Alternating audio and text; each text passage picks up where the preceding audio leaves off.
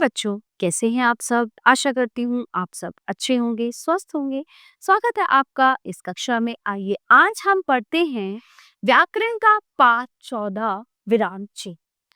विराम विराम का मतलब होता है पंक्चुएशन या रुकना। ठीक है, जब हम बात करते हैं या अपने विचार एक दूसरे को बताते हैं तो बात करते करते जब हम कभी कुछ समय के लिए रुकते हैं, कभी ज्यादा देर के लिए रुकते हैं और कभी कभी हम अपना वाक्य पूरा खत्म कर देते हैं, तो वहां पर विराम चिन्हों का प्रयोग किया जाता है। ऐसे ही लिखने में भी होता है। तो विराम का अर्थ है रुकना। तो जिस तरह सड़क पर चलते समय ट्रैफिक लाइट या संकेत करती है कि हम कब रुके, कब चलने के लिए तैयार रहें या कब आगे बढ़ें, तो उसी तरह वाक्य को बोलते या लिखते समय हमें कब थोड़े समय के लिए रुकना है, कब हमें पूरी तरह रुक जाना है, इसका संकेत विराम चिन्हों से हमें मिल जाता है। इस प्रकार वाक्य बोलते अथवा लिखते समय विराम करने का निर्देश देने वाले चिन्ह विराम चिन्ह कहलाते हैं। अब इस वार्तालाप को पढ़िए कि तुम कितने बजे आओगे, माँ ने पूछा। नमन ने कहा 7 बजे। क्यों?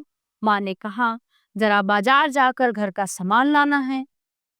अच्छा माँ, मैं आ जाऊंगा, क्या क्या चीजें लानी है? माँ बोली ये तो कल ही बता दिया था ना, चीनी चावल दालें सब तो चाहिए हो। ठीक है, लाऊंगा। तो इस अनुच्छेद को आपने एक सांस में तो पढ़ा नहीं होगा।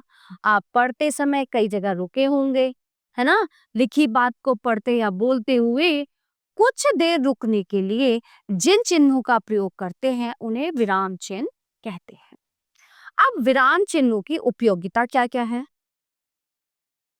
विराम चिन्ह लगाने से वक्ता का अभिप्राय पूर्णतः स्पष्ट हो जाता है।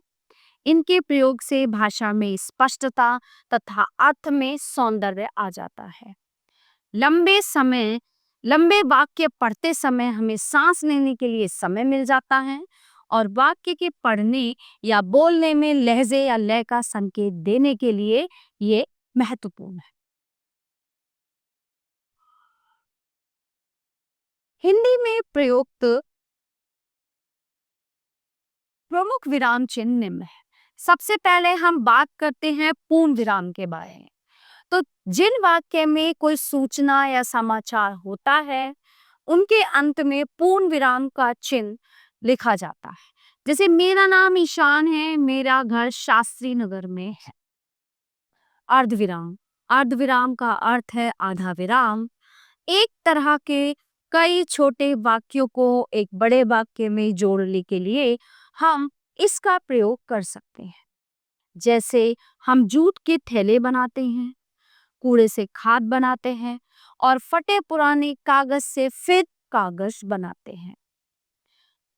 अल्प विराम, तो अल्प विराम का अर्थ होता है कि थोड़ा विराम, यानी कि थोड़ा रुक।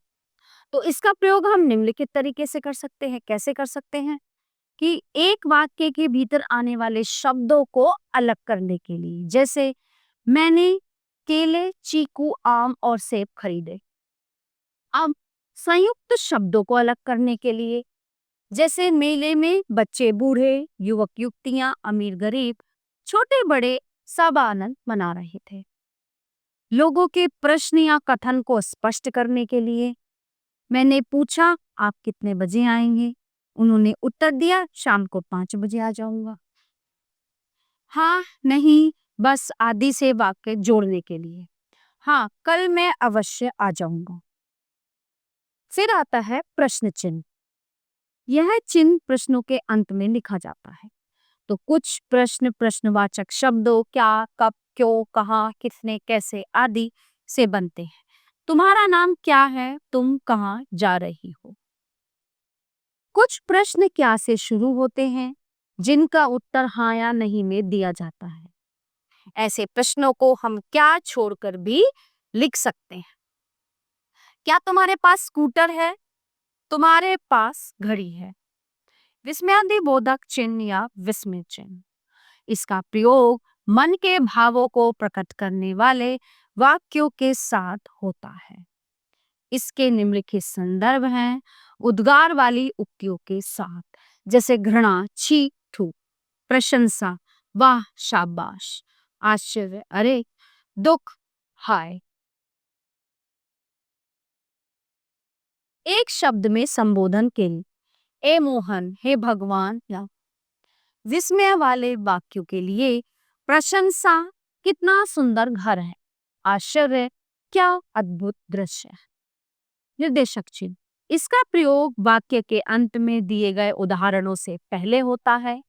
लिंग दो प्रकार के होते हैं, पुल्लिंग और स्त्रीलिंग। अपनी बात को उदाहरण या विवरण से स्पष्ट करने के लिए तुम उन्नति करो अपनी मेहनत और ईमानदारी से। बातचीत में कथन के लिए गडरिया, बचाओ बचाओ भेड़िया भेड़िया। ठीक है, अब आ जाता है हमारा योजक चिन्ह। तो दो शब्दों को जोड़ने के लिए योजक चिन्ह का प्रयोग किया जाता है और इस चिन्ह की लंबाई थोड़ी मतलब छोटी होती है, क्योंकि निर्देशक चिन्ह और योजक चिन्ह दोनों एक समान लगते हैं, लेकिन इनमें अंतर यह है कि ये बड़ा होता है और योजक चिन्ह थोड़ा छोटा होता है। ठीक है, अब जीवन में हार जीत तो होती ही रहती है, वो धीरे धीरे चल रहा था, तो यहाँ पे योजक चिन्ह का प्रयोग हुआ है। उदाहरण चिन्ह, इकहरे उदाहरण चिन्ह का प्रयोग किसी अक्षर, शब्द, पुस्तक, उक्ति तथा उपाधि का नाम लिखने के लिए होता है। अ हिंदी का अक्षर है। मैंने बोर्ड पर एक शब्द लिखा, माँ। मैंने भारत की खोज नामक पुस्तक पढ़ी। दोहरे उदाहरण चिन्ह का प्रयोग किसी के कहे हुए पूरे वाक्य को जो का त्यों दिखाने के लिए होता है। दो उदाहरण देखिए। स्वामी जी ने कहा, बच्चे ही देश का भविष्य है। अध्यापक ने बताया, पृथ्वी गोल है। फिर आता है कोष्ठक। वाक्य में प्रयुक्त पद विशेष को स्पष्ट करने के लिए कोष्ठक का प्रयोग किया जाता है। कोष्ठक में मुख्य रूप से उस सामग्री को रखा जाता है जो मुख्य वाक्य का अंग होते हुए भी उससे अलग की जा सकती है। मनोज गर्ग के साथ मैं ये प्रश्न हल कर सकता हूँ, हल्दी घाटी के युद्ध में चेतक यानी महाराणा प्रताप का घोड़ा मारा गया। तो इस पाठ से हमने जाना कि वाक्य रचना करते समय विराम दर्शाने वाले चिन्ह विराम चिन्ह कहलाते हैं। पूर्ण विराम का प्रयोग वाक्य के अंत में किया जाता है। अर्ध विराम जो है एक से अधिक छोटे वाक्यों को जोड़ने के लिए होता है।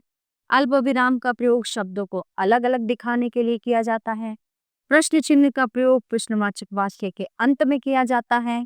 विस्मयादि बोधक चिन्ह का प्रयोग भाव प्रकट करने वाले शब्दों के बाद होता है। योजक चिन्ह का प्रयोग तुलना करने तथा शब्द युग्मों के बीच किया जाता है। इकहरे उद्धरण चिन्ह का प्रयोग शब्द, वस्तु, पुस्तक आदि के नामों को उभारने के लिए किया जाता है। दोहरे उद्धरण चिन्ह का प्रयोग कथन को ज्यों का त्यों दिखाने में होता है। प्यारे बच्चों, ये पाठ यहीं पे समाप्त होता है। आशा करती हूँ आपको अच्छे से समझ आया होगा। मिलते हैं अगली कक्षा में। धन्यवाद।